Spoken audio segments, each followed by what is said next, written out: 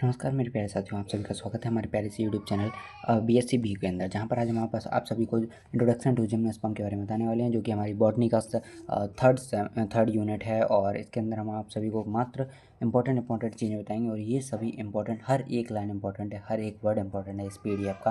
तो साथियों, बहुत जल्दी हम आप सभी को पूरा एक बॉटनी का एक कंप्लीट प्लेलिस्ट दे देंगे, आज की आज दे देंगे। उम्मीद रखिए। अगर आज थोड़ा बिजी ना रहे तो 3 वीडियो तो अभी अपलोड हो चुकी हैं ये मिलाकर, और बाकी हम आज करने की कोशिश करेंगे। ठीक है, 5-6 तो कर देंगे, आप पास हो जाएंगे। ठीक है, आगे बढ़ते हैं।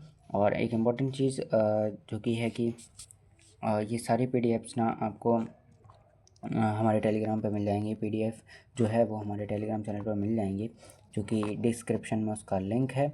वहाँ पे जाइए, आप इसको क्लिक करिए और टेलीग्राम ज्वाइन कर लीजिएगा। अभी जीरो ही सब्सक्राइबर्स जो भी हैं, फॉलोअर्स, वो अभी हमारे 0 हैं वहाँ पर, मेंबर्स। आगे बढ़ते हैं, इंट्रोडक्शन टू जिम्नोस्पर्म्स की बात करते हैं। तो इंट्रोडक्शन ऑफ जिम्नोस्पर्म्स की बात करते हैं। बहुत ज़्यादा देर हो गई है वीडियो शुरू करने में भैया, 1 मिनट वैसे हम लेते नहीं हैं। शुरू करते हैं जिम्नोस्पर्म। अगली वीडियो से हम ये 1 मिनट भी नहीं लेंगे आपका, क्योंकि आपको मात्र 5-6 मिनट में हम पूरा चैप्टर कंप्लीट करा देंगे। ठीक है, जिम्नोस्पर्म की बात करते हैं। जिम्नोस्पर्म सीड, ये बड़ा है यार। जिम्नोस्पर्म सीड प्रोड्यूसिंग प्लांट होते हैं, जिनमें सीड नेक्ड होते हैं यानी फ्रूट के अंदर एनक्लोज नहीं होते। ठीक है, इनके जो जिम्नोस्पर्म होते हैं, जिम्नोस्पर्म सीड प्रोड्यूसिंग प्लांट होते हैं, जिनमें सीड नेक्ड होते हैं, मतलब कि सीड के ऊपर कोई कोटिंग नहीं होती है, यानी फ्रूट के अंदर एनक्लोज नहीं होते। इनमें मस्कुलर टिश्यू वेल डेवलप होते हैं, like xylem phloem well develop होते हैं, और स्पोरोफाइट्स। वस्कुलर टिश्यू का मतलब बता दूं कि वो जाइलम फ्लोएम की बात करते हैं, जाइलम और फ्लोएम की बात करते हैं। ठीक है, ये नोट कर लीजिएगा अगर आपको नोट करना है तो। सो जाइलम फ्लोएम की बात करते हैं। इंपॉर्टेंट MCQs की बात करते हैं। तो इंपॉर्टेंट MCQs में जिम्नोस्पर्म नेक्ड सीड प्लांट है, ये आपको याद रखना है। ठीक है, जनरल कैरेक्टरिस्टिक्स पढ़ते हैं तो सीड नेक्ड होते हैं इसके अंदर, और फ्लावर और फ्रूट एब्सेंट होते हैं। जाइलम में वेसल्स मोस्टली एब्सेंट होते हैं। पॉलिनेशन मेनली विंड, हवा से होता है। साइकस में मोटाइल स्पर्म प्रेजेंट होते हैं। ठीक है, इसका एक MCQ बन सकता है, वो होता है ये, साइकस में मोटाइल स्पर्म प्रेजेंट होते हैं। मोटाइल, इसमें एक चीज़ और, इसमें वाटर का ज़रूरत पड़ता है भैया जब रिप्रोडक्शन होता है, तो ये याद रखिएगा। और टेरिडोफाइट में भी वाटर का ज़रूरत पड़ता है रिप्रोडक्शन के लिए। ठीक है, अब बात करते हैं क्लासिफिकेशन की। तो क्लासिफिकेशन बहुत ज़्यादा है भैया, इसमें 4 ग्रुप्स हैं। ठीक है, जिम्नोस्पर्म की जिम्नोस्पर्म मेनली कोल्ड और टेम्परेचर रीजनल में मिलते हैं। इसके मेजर ग्रुप हैं, लाइक अपने यहाँ तो हिमालय वगैरह में मिलते हैं जिम्नोस्पर्म से, हाँ, खाई वगैरह जहाँ पे पहाड़ी एरिया होता है। ठीक है, साइकेडेल्स की बात करते हैं तो इसका की एग्जाम्पल है वो साइकस। आपने देखा होगा अपने कॉलेज में, वो ये छोटा सा खजूर लगा होता है, कोई मतलब मेन डोर पे जाते हैं आप, साइकस वगैरह का प्लांट आपको वहाँ पे मिल जाएगा। छोटा सा खजूर होगा, और उसके अगर देखिए इतना सा खजूर होता है, उसके ऊपर इतनी बड़ी बड़ी पत्तियाँ, खजूर जैसी पत्तियाँ होती हैं। ठीक है, और पूरा ज़मीन से झुकी होती हैं इसकी पत्तियाँ। ठीक है, ये आपका साइकस होता है। अब आगे बात करते हैं गिंगोल्स की बात करते हैं। तो गिंको बिलोवा, और इनके फीचर्स जो होते हैं वो लिविंग फॉसल फेन शेप्ड लीव्स होते हैं, इनके पंखे जैसी लीफ होती हैं। ठीक है, कॉनिफेरल्स की बात करते हैं। तो पाइनस और सेंटर्स होते हैं इनके example. Latest group corn bearing trees needle like leaves होती हैं, इनकी धारदार पत्तियाँ होती हैं, ये देखिए, निडल्स लाइक। जेनेटल्स की बात करते हैं। तो जेनेटम एफेड्रा और वेलविचिया। एडवांस जिम्नोस्पर्म होते हैं, basal present in xylem. Largest group जो होता है वो होता है कॉनिफेरल्स के अंदर लार्जेस्ट ग्रुप है, जो कि मैंने आपको पहले बता दिया था। और कोन बेयरिंग ट्रीज होते हैं, कौन जी हाँ, आप सब सही समझ रहे हैं, कोन बेयरिंग ट्रीज, क्या कह रहा हूँ मैं। अब इनको थोड़ा डिफाइन करेंगे हम। अरे यार, ठीक है, साइकेडल्स की बात करते हैं। तो ये पाम लाइक प्लांट होते हैं विद अनविरांज स्टेम और लार्ज पिनेट लिप्स, और मेल और फीमेल कोन्स अलग अलग प्लांट पर होते हैं। ठीक है, डायोसियस कंडीशन होती हैं। एग्जाम्पल इसका साइकस होता है। साइकस मैंने आपको बता दिया, साइकस डायोसियस होता है, और डायोसियस के साथ साथ इसकी पाम लाइक लीफ होती हैं। कैसा दिखता है वो मैंने आपको बता दिया। कैलोइड्स रूट्स में नोस्टॉक एनेविना प्रेजेंट होता है, ये फॉर नाइट्रोजन फिक्सेशन के लिए होता है। ठीक है, गिंगोल्स की बात करते हैं। तो ये लिविंग फॉसल माना जाता है,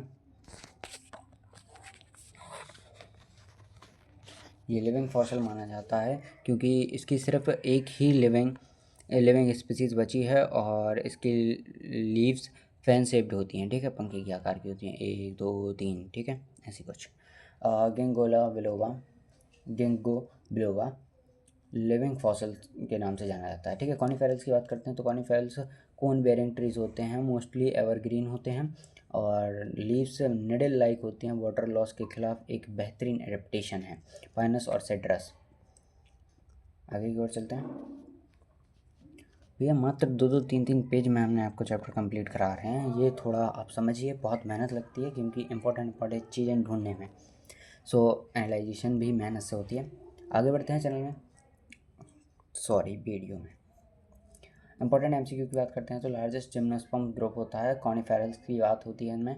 और लार्जेस्ट जिम्नोस्पर्म ग्रुप जो कि कॉनिफेरल्स, ये मैं आपको 2 बार आ गया शायद एमसीक्यू, ये बहुत ज़्यादा इंपॉर्टेंट है भैया। तो पाइनस मोनोसियस होता है और